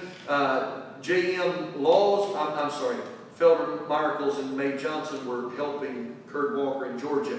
J.M. Laws, with the help of Joe Jones and Kim Moses in Kentucky. Gilbert Weaver, with the help of Matthew Douglas and Louis Baird for Tennessee. For Ohio, R.D. Litton with Ernie Geary and Francis Lawson helping him. And in Indiana, Drew Stanifer, along with Thomas Wood and Paul Robb. For the state of Michigan, Emmy Woolen with the Cedar Key Church were the only Sunday schools there, and they were looking after their works.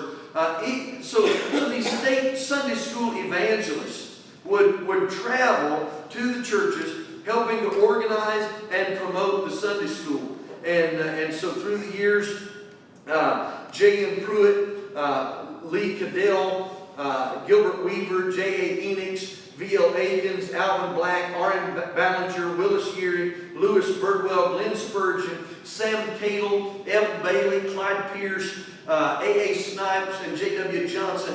They served in these capacities in their various states as Sunday school evangelists, had the purpose of promoting Sunday school and having conventions and teaching churches about Sunday school in the work of their state.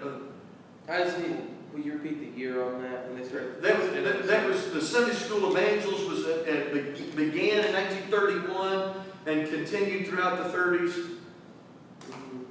In 1932, there was a motion at the assembly that year that Gilbert Weaver serve as the Mountain Assembly's Sunday School committee man.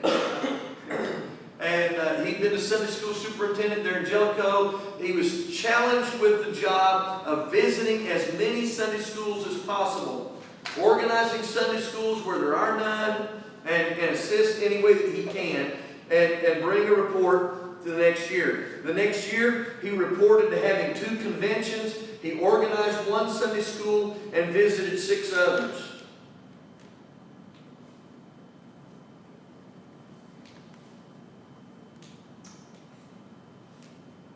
So throughout the 30s, and there was as many as 1938. There were 5 different Sunday school conventions, and the idea was the Sunday schools would meet together.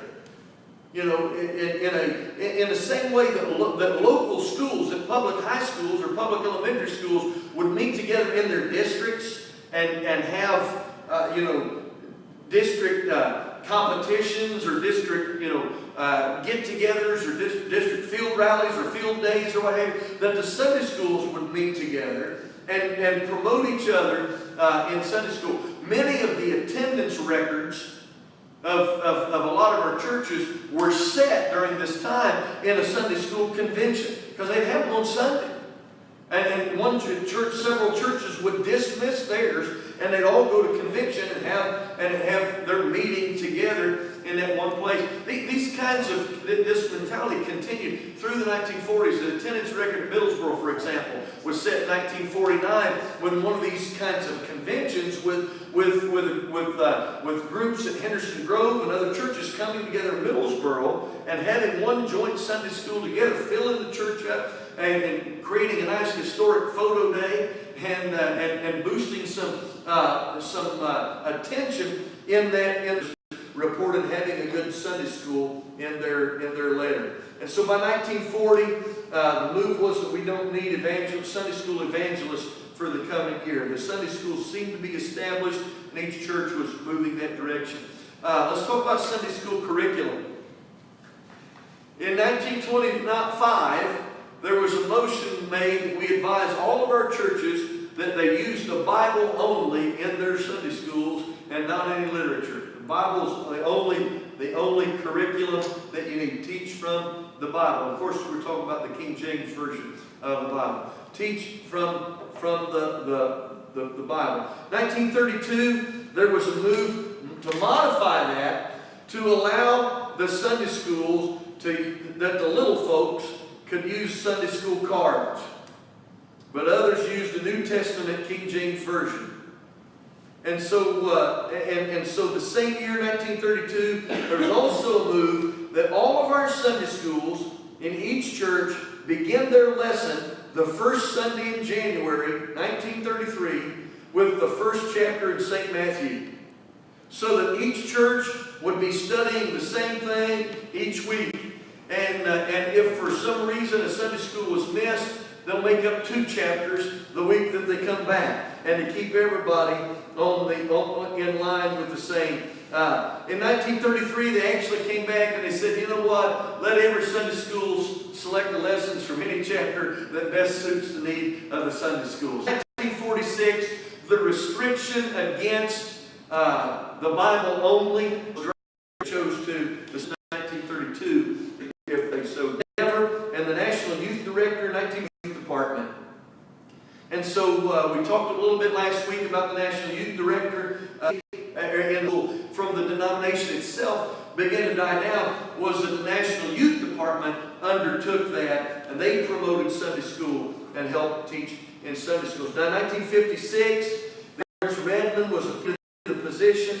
Charlie Geary was his assistant. 1 year, let's give education as the Sunday school director, the National Sunday School department was under the National Youth Director. That was part of his duties. We talked last week about the purchasing of a campgrounds near Hillsboro, Ohio, in Highland County, Ohio, and the development of that campgrounds. When the assembly decided to build a building that exclusively on the 76. You know, he'd been spending that year building a campgrounds. 1976, he continued to develop and build and to build the camp, you know, building the buildings that are there. Office of second, all the focus of the National Youth Department to do. Brother Carl Pruitt, who was Sunday school superintendent in Detroit, Michigan, working with Pastor Paul Grubbs. Sunday school was Brother Carl's passion. Brother Carl served in every capacity in the church that you can. I mean, he served in every job that was available in the church, but he was serving as Sunday school superintendent. Always had a burden for Sunday school. I mentioned his father just a few moments ago. His father, J.M. Pruitt, had been one of the Sunday school evangelists, Sunday school evangels for the state of Kentucky. Sunday school have a separate emphasis, somebody else to assume the duties, where that Sunday school could get the emphasis that it needs. Youth director, especially developing the campgrounds. And so Brother Pruitt create the office of National Superintendent of Sunday Schools. And just simply said, we shall have a National Superintendent of Sunday Schools elected by the General Council for a period of 2 years. He shall serve on a non-paying basis, but should be paid actual expenses from the Sunday school treasury. His duties shall be to develop and promote Sunday school programs and literature for the local churches, to teach churches how to have an effective bus ministry, to hold one Sunday school convention each year with classes on the various methods and ways of teaching and building Sunday schools. Each church shall send to headquarters an offering each month for Sunday schools. The General Secretary and Treasurer shall be the treasurer for the Sunday School Department. And so Brother Pruitt submitted this resolution, and I talked to him on the phone last week about it. He's recalling just some details that the Bible, that the minute book doesn't give. But he said, really, there wasn't a whole lot of discussion. Certainly wasn't any opposition, and the move passed right away. Now, who do you think was nominated for Sunday School Superintendent? Brother Pruitt was nominated for Sunday School Superintendent, but he hadn't brought a resolution. Henry Taylor had been serving as Sunday School Superintendent and as Director of Bus Ministry for the Town Street Church in Cincinnati, Ohio. Town Street Church was averaging about 400 in bus ministry. I think at one time I want to say they had 10 or 12 buses going to children for Sunday school. Now, who better to serve as the first National Sunday School Superintendent? Taylor. And so he right away began organizing Sunday school conventions, meeting together and bringing in teachers to help teach in building a Sunday school. Are you familiar at all with Paul Pano's ministry, Assemblies of God in Fort Wayne? Back in the 70s, maybe it's before your time, man. I'm an old man. But I know Paul Pano was one of those first speakers at Sunday school convention. Big church and big Sunday school in Fort Wayne, Indiana. Brother Taylor brought him in and used him to help teach other churches about creating Sunday schools. In 1980, James Barty, now pastoring in Kokomo, Indiana, was elected to a 2-year term to serve as the National Sunday School Superintendent. In 1982, Kokomo, Indiana, the other church in Kokomo, Pastor Ray Freeman was elected to serve in that capacity. The following year, the office of National Sunday School Superintendent was changed. The name was changed to the National Christian Education Director. And so the Sunday School Department became the National Christian Education Director. I mentioned by this time we've got 4 or 5 Christian schools in the Church of God Mountain Assembly. Brother Freeman was getting ready to start a Christian school in Kokomo. He saw the potential for the office to include more than just Christian education on Sunday mornings, but really on a daily basis, 6 days a week, the opportunity to religiously educate our children. Another thing that happened during this same time period is in 1983, the Board of Elders met in Cincinnati, Ohio, in a special Board of Elders meeting to discuss the possibility of changing the requirements for a ministerial candidate for ordination. And Brother James Cox was the Assistant General Overseer. Brother Ron Shelton was the General Secretary and Treasurer. They'd been talking together in the office about the possibility of adding some educational requirements for our ministers. They had been in conversation with Berean Bible Institute. That's the Assemblies of God's correspondence course for ministers. They've been talking with them about potentially using their curriculum as a correspondence course where the ministers could take courses that would help prepare them for ministry, qualify them for ministry. Both Brother Shelton, Brother Cox, both college graduates, knew the benefits of higher education and saw the potential for the Church of God Mountain Assembly to be able to continue to develop and grow by training our men in the area of ministry. So they had a list of courses that they'd like to see as required course opportunities to take for candidates for ordination. During the course of the elders meeting, some of the elders who of course didn't have formal education and didn't seem to need informal education, some of them really struggled with the idea of requiring such a thing for our ministers.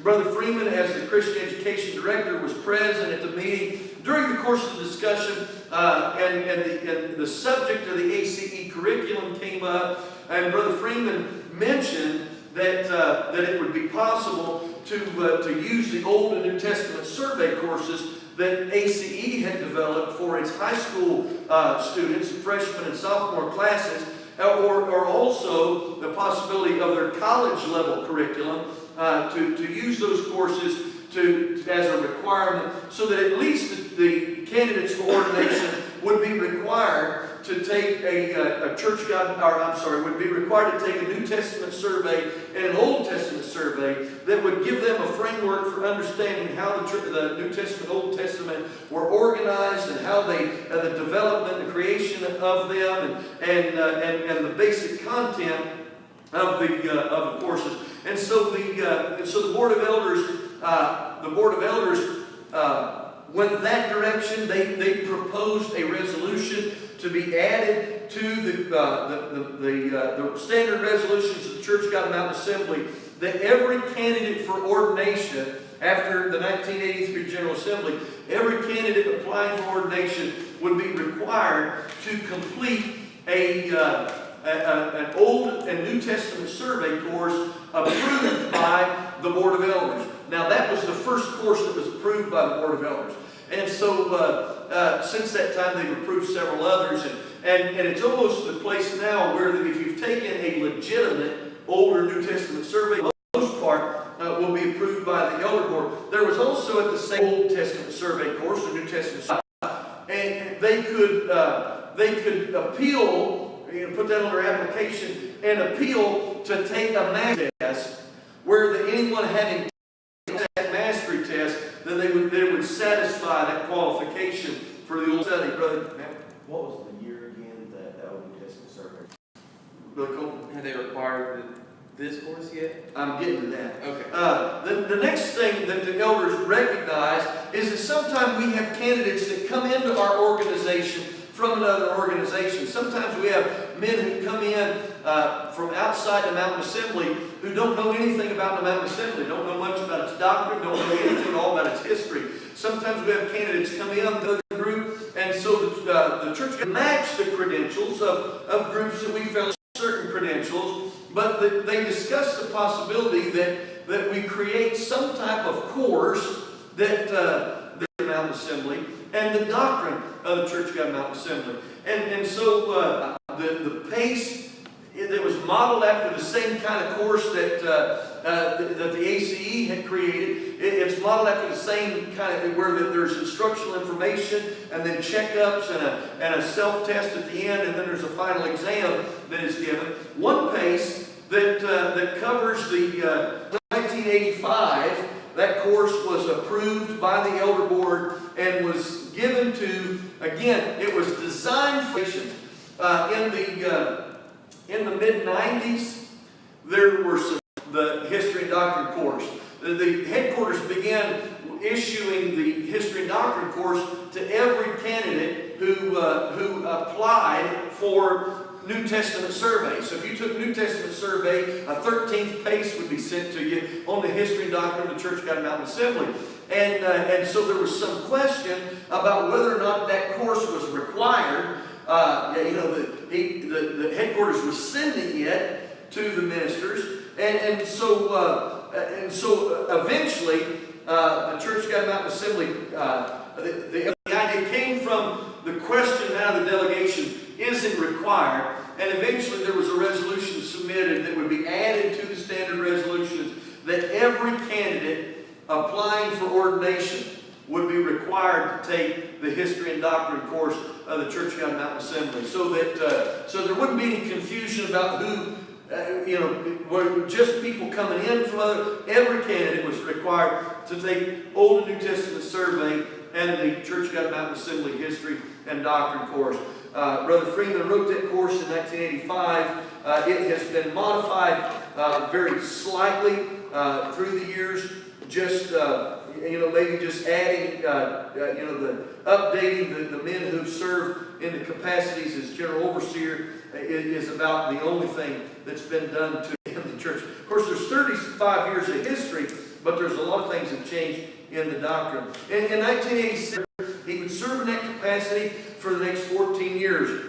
I mentioned our leadership training conventions of course, he haven't. But by this time, the working relationship that took place in the 1980s, I mentioned the possibility of a merger with the International Pentecostal Church of Christ. What we at least do is continue to fellowship with one another, and we worked out an agreement where we would exchange ministerial credentials, exchange pastors, where if we had a minister that had credentials in the Mountain Assembly living in a particular area where the IPCC had a church and they needed a pastor, that he could fill in temporarily or could fill in or be elected pastor of that church, or vice versa. And so there was a working relationship with the IPCC. And so during that time, Brother Taylor, Brother Freeman, Brother Taylor began to work out joint leadership. Eventually would be called Leadership 2000.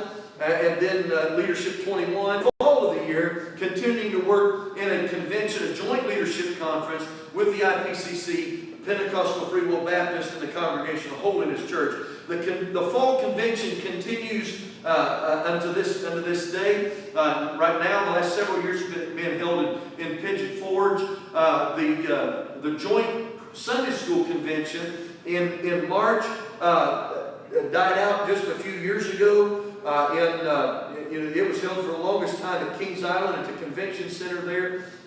One of the other things Brother Taylor, during his tenure, began to express a burden for a children's home, an orphanage. In the United States, we had orphanages in India, we had orphanages in Haiti, we had children's home in Jamaica. Brother Taylor began to feel a burden for a children's home in the United States.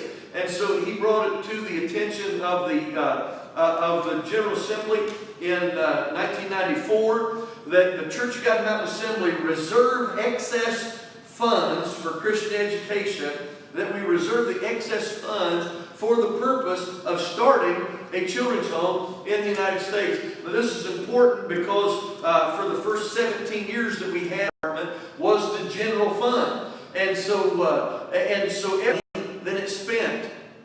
And so there was a surplus every year of Christian education funds that just went back into the general fund. And so Brother Taylor created, or brought a motion to create that resolution for the purpose of looking into launching a children's home in the United States. That is not what I intended to do. Somebody tell me how I zoomed in like this and how I zoom out now. Let's go back. Praise God. There we go. And we're back. And the following year, that was 1994, that we created a Christian education separate account for the Christian Education Department for the purpose of using excess funds to launch a children's home in the United States. The following year, there was a motion brought to the floor by Glenn Rowe, who had just recently been appointed to the board of directors and as a trustee of the Children's Home in Barberville, Kentucky, the Pentecostal Children's Home in Barberville. The Children's Home there in Barberville had been in some financial straits, and so they were looking for help outside of the fellowship that for so many years had undergirded it. And so they looked to the Church of God Mountain Assembly. Brother Rowe's church at White Rock had already begun to support them financially. And that year, the Pentecostal Children's Home to an organization for the first time, could participate and be a part of the board. They could be on the board of trustees and also be a part of, and also be on the board of directors for the Children's Home. So Brother Rowe had already been appointed to the trustees and been appointed to the board of directors. His church was already supporting. And basically what it boiled down to is they were looking for $3,000 a year from the Church of God Mountain Assembly.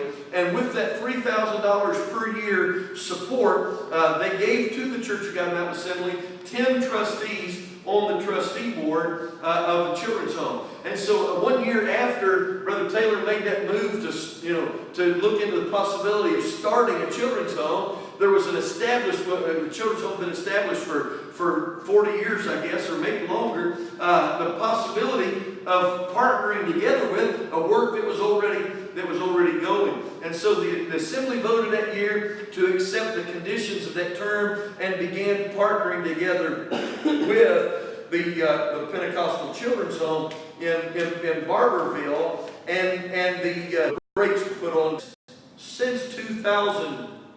The Children's Home in Barberville, I think, has modified their bylaws since that time to where the churches that belong to a denomination are not permitted to have trustees. Mountain Assembly, while our bylaws still say that excess Christianity in Barberville, there was in 2003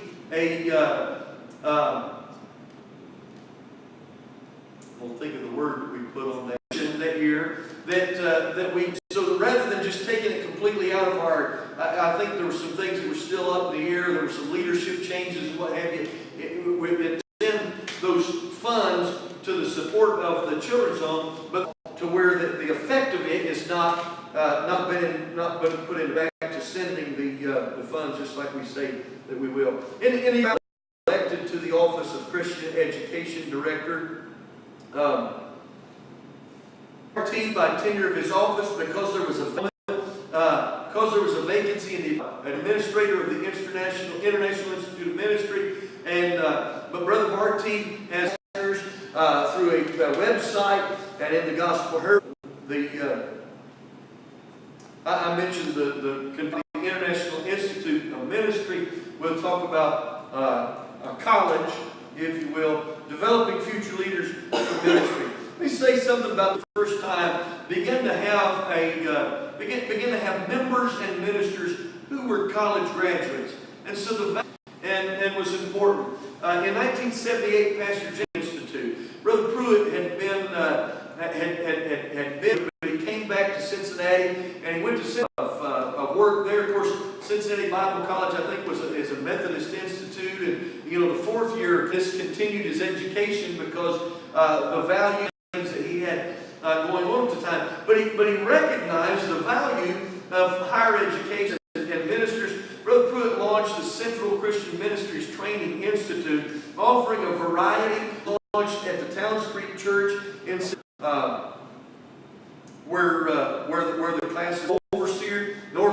conference overseer, living at the campgrounds, and begin work helping to develop a local pastor, having the time to coordinate this cooperative effort with others in the area.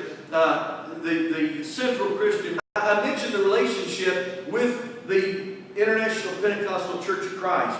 And as we begin to Pentecostal Church of Christ and the International PCC, we didn't really have much of a relationship with him. Pastor Paul and Hattie Barth in Atlanta, Georgia, International Pentecostal Assemblies.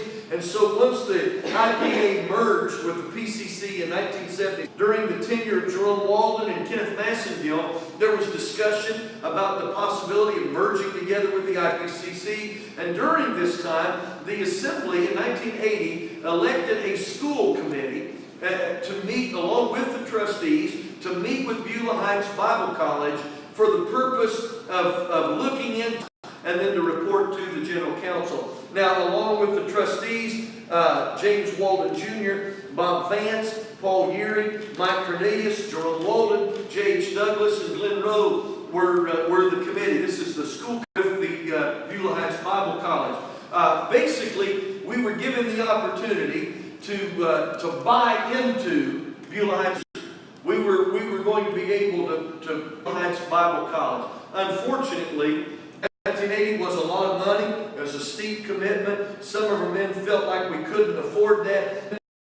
And so, the Beulah Heights Bible College separated its college in Georgia. One of the things that we did work out with Beulah Heights Bible College is we had the opportunity for our students, for Church of God Mountain Assembly young people, to attend Beulah Heights Bible. Massengill, Steve Price, Tim Bartee, and Robin Allen, the future Mrs. Bartee, went to, and again, to their higher education in that institute. And this miscellaneous business to appoint a committee to study the feasibility of the Church of God Mountain Assembly launching a college. James Walden Jr. with the executive board, Cecil Johnson, Lonnie Light, James Kilgore, and Dennis being able to launch a Bible college. That first special guest, Dr. Sam Chand, the requirements were the choice of an administrator, choosing a location, choosing a name. He recommended here to establish feasibility. He said, use that year to establish feasibility and then have a one put operations into place. The committee met again in December. In March at the Sunday School Convention at King Institute was not only feasible, but was necessary, and offered the recommendation to the General Council, this resolution, that the CGMA International Institute of Ministry be created to provide a high-quality Christian education for the individual development of each student, for the responsibilities of Christian life as well as Christian leadership and service. This would be offered pastoral ministry, world missions, Christian education, and church vocations. As a result of the opinion somewhere in the vicinity of the campgrounds near Hillsboro, Ohio. The opportunity to use the dormitories, facilities that were already there might serve well as an opportunity to bring students in. Also, the committee recommended to the General Council the creation of a board of directors, bless me, consisting of the elected officials. All the general officials would be part of the board of directors. The delegation also added to that to retain the exploratory committee, those that have been working for the last year, to keep them on as a part of the board. They would hire an administrator, paying $442 a week, along with a $500 housing allowance. Give him the opportunity to hire a secretary at a board-approved wage. The administrator would be required to be an ordained minister with 5 years good standing in the Mountain Assembly, have a minimum of an associate's degree, working toward a bachelor's degree. He would be required to raise funds, to work as a development director, to promote the school, and to work with the board of directors to prepare for the opening of the school year. And so that year the Assembly adopted the proposal of the exploratory committee with the one stipulation that along with the board of directors, that the Board of Elders also be included in the interviewing and the hiring of a potential administrator. And so right after the assembly, letters sent out surveying pastors for potential instructors. The idea was we need to find out how many college-educated men and what their areas of specialty are in the Church of God Mountain Assembly, and so we're still trying to establish where is the best place to have this.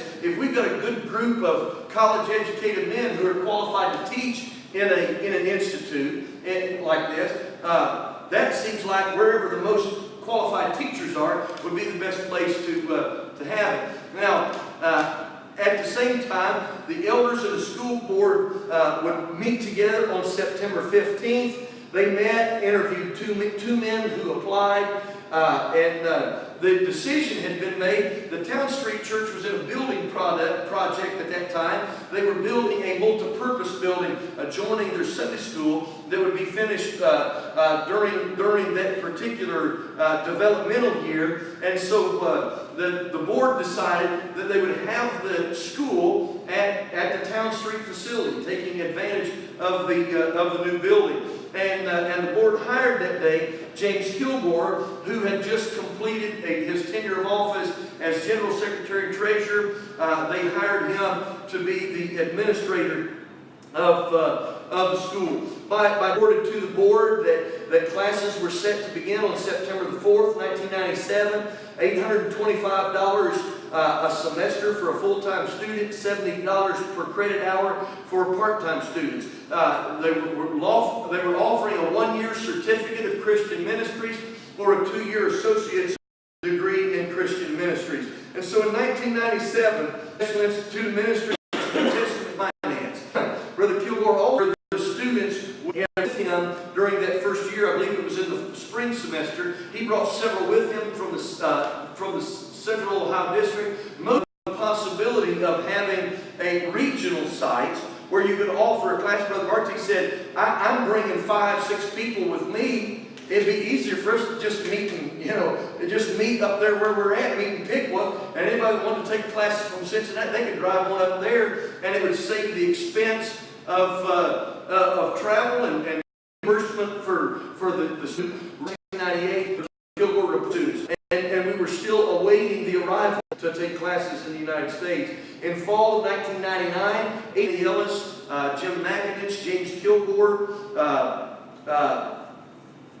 Benny Wiley, Brother Mike Cornelius, Phil Russell, Gary Lake, and Robert Hughes.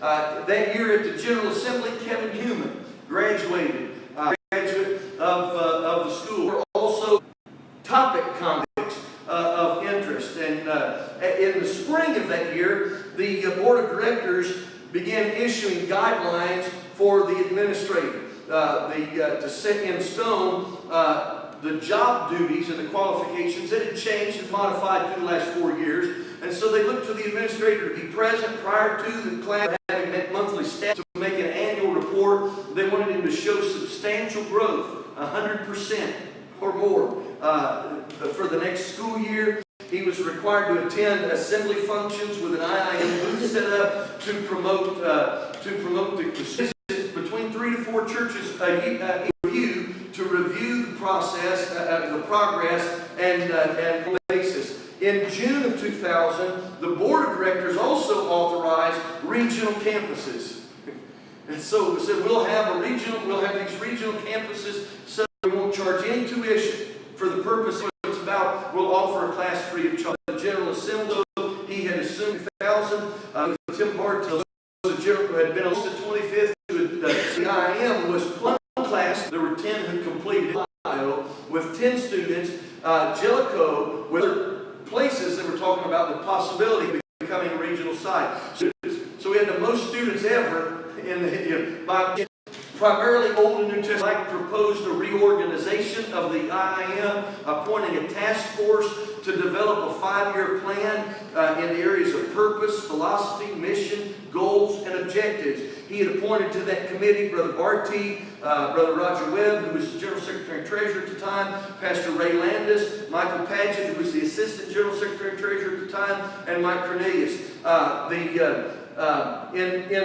in the fall of that year in Cleveland, Tennessee, we had the opportunity, Brother Barty, Brother Paget, Brother Mike Cornelius, Brother Jim Cox, and Brother Al Newton met in Cleveland, Tennessee with Dr. Dwayne Pyatt, who was the coordinator of the Church of God School of Ministry. And the Church of God had just launched this School of Ministry program that was intended with becoming bishops in the Church of God Mountain Assembly. They be ours, of course.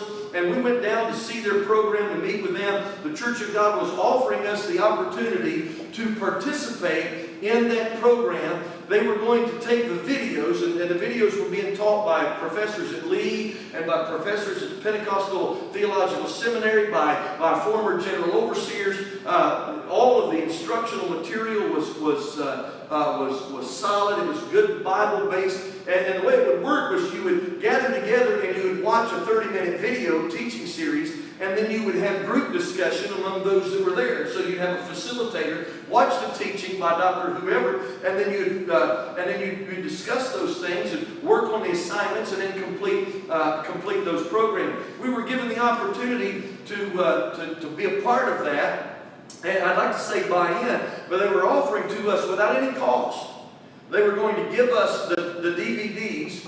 They were going to bring our general overseer down to Cleveland, Tennessee, to the general office. They were going to video a promo from the general overseer of the Church of God Mountain Assembly, so that the DVDs that we purchased to distribute among our ministers would all have an introduction from the general overseer of the Church of God Mountain Assembly, the same way that the Church of God videos had an introduction from the general overseer of the Church of God. We were given that opportunity to buy into that without any cost whatsoever, except for the expense of buying the DVDs, the duplication, if you will, of the DVD set. The task force met in the spring Northern National Youth Rally in Pickle, Ohio. The spring of that year, there were spring of 2004, there were 4 extension sites.